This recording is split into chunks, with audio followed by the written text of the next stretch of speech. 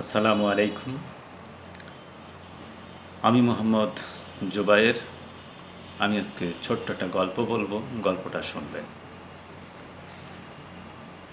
বাস্তব অভিজ্ঞতা থেকে আমি গল্পটা বলছি। আমি রাস্তা দিয়ে হেঁটে যাচ্ছি, হঠাৎ করে উনি একটু প্রতাপশালী ব্যক্তি, ওনার সম্মানে লাগে। হঠাৎ করে আমাকে দাঁড়িয়ে, এই দাঁড়া। বাহ, আমি না শোনার ভান করে চলে গেলাম। 10 পাও যেতে পারি। এই তোকে কি বলেছি, দাঁড়াতে বলিনি? আমি ঘুরে এসে বললাম, আই এম সরি স্যার, কোনো ভুল হয়েছে আমার। আমি তোকে ডাকছি, তুই চলে গেলি। আমি বললাম যে স্যার, আমার ভুল হয়েছে, আমি শুনতে পারিনি যে আপনি আমাকে ডাকছেন। তা তো শুনবেই না, পাওয়ারটা বেশি বেড়ে গেছে না? আমি বললাম, স্যার কী অপরাধ করলাম আপনার কাছে, আপনি বলেন, আমাকে বলেন যে আমার কোনো ভুল হয়েছে কি না। সানগ্লাস কেন তোর চোখে? আমি তখন সানগ্লাসটা আর কি এইভাবে পড়েই যাচ্ছিলাম, যে আমি সানগ্লাসটা পরেই ওনার সামনে দিয়ে যাচ্ছিলাম। পরে সানগ্লাসটা যখন করলাম, তখন আমি আবার এখানে দিলাম, উনি জ্বলে পুড়ে ছাই হয়ে গেল। তোর এত বড় সাহস, তুই আমার সামনে দিয়ে সানগ্লাস চোখে পড়ে যাস, আবার এখন কথা বলছিস, আবার মাথায় দিয়েছিস কেন? আমি ঠাস করে খুলে ফেললাম, খুলে বললাম যে স্যার, আমার ভুল হয়েছে, আপনি মনে কিছু করবেন না। ভুল হবে কেন? তোর এত বড় সাহস কি করে হয়? তোর মানুষের খেতে কাজে না গেলে ভাত হয় না, আর তুই আমার সামনে দিয়ে সানগ্লাস পড়ে যাস। আমি বললাম, আই এম সরি স্যার, আমার ভুল হয়েছে। কেননা স্যার, আমার এই অভ্যাসটা তো আমি বাদ দিতে পারবো না, আপনি যদি আমাকে মারেনও আমি বাদ দিতে পারবো না। কেন বাদ দিতে পারবো না? তোমার বাপের কয়শো বিঘে সম্পত্তি আছে? আমি বললাম, স্যার 1 বিঘেও নাই। 1 বিঘেও নাই, আবার তুমি আমার সামনে দিয়ে সানগ্লাস পরে যাচ্ছ, তোমার সাহসটা কি করে হয়? আমি বললাম, স্যার আমি ভুল স্বীকার করেছি, কিন্তু আমি যে সানগ্লাস পরি এর পিছনে একটা কারণ আছে, যদি আপনি শোনেন তাহলে আমি বলতে পারি। উনি একটু থমকে গেল, কি কারণটা কি? আমি বললাম যে স্যার, আপনি কি অনুমতি দিচ্ছেন আমি বলবো? হ্যাঁ বলো, দেখি তোমার গল্প শুনি। আমি বললাম, স্যার আপনার বৌমা এলাকার লোক হিসাবে উনি কাকা লাগে, কিন্তু আমি তো স্যার স্যার বলতেছি, বিষয়টা বুঝতে পেরেছেন? আমি স্যার স্যার বলতেছি, দেখলাম যে একটু যদি স্যার না বলি তাহলে উনি রাগটা সহজে থামবে না। তা আমি বলছি যে আপনার বৌমা বলেছিল যে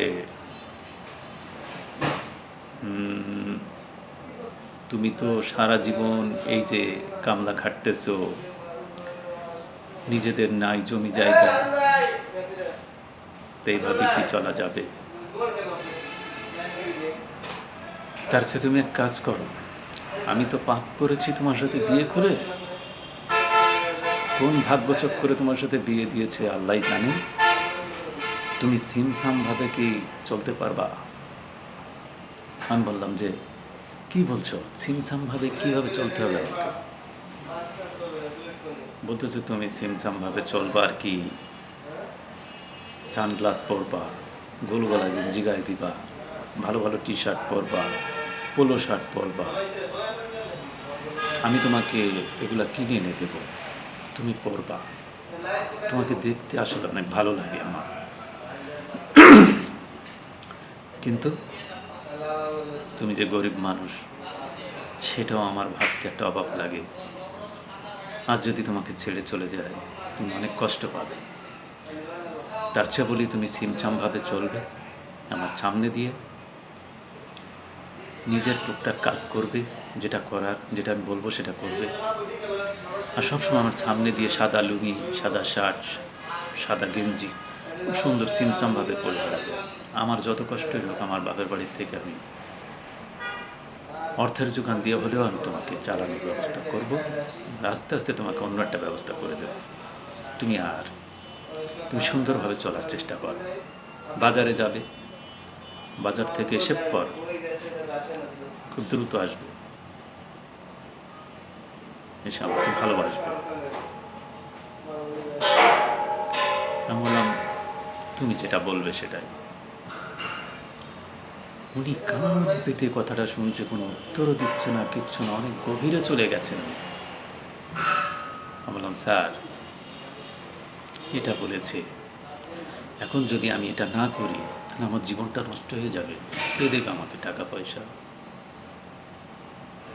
উনি অনেক ভাবছেন, ভেবে বলতেছে, তোমার বিষয়টা আমার মাথায় এসেছে, কিন্তু একটা কথা,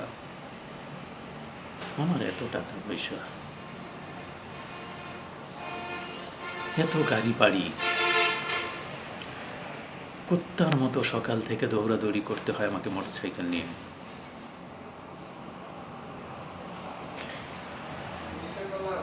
কই, আমি তো কোনোদিন, তোমার কাকি বললো না